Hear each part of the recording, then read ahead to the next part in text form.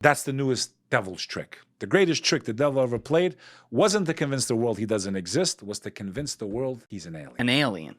That's one of my theories, and I'll explain where I get it from. Okay, please. First, we go back to the story of creation that we started half an hour ago. So, from the Abrahamic faith, whether you're a Jew, Christian, or a Muslim, you believe in Adam and Eve, that God created two human beings. They used to live in the heavens, and they fell from grace. They were cast down, okay?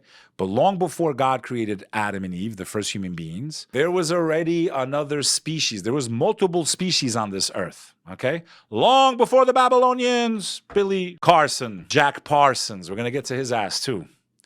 Arson for the soul is what they're teaching people, okay?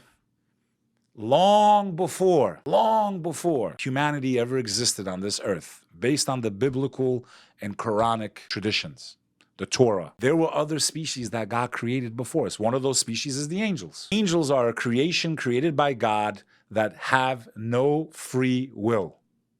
They can only do what God commands them to do. And they are described as being created from some type of light, okay? So maybe those orbs you mentioned earlier could be, maybe they're seeing angelic forms. I don't know. I'm not going to sit here and try to act like I know everything.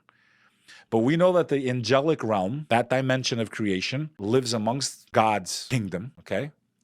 And we also know that they are in our world and that they can even come down to test us and all this other stuff. But they cannot do wrong. And this is another place where the Judeo-Christian and the Muslim traditions kind of go this way. The second type of creation is the demonic realm. The English language does not do this creation justice. They are known in the Arabic, Hebrew traditions as the jinn. It's where the word genie comes from. You make a wish to the genie and they grant your wish. Basically, you sell your soul and they give you your wish. Sell your soul?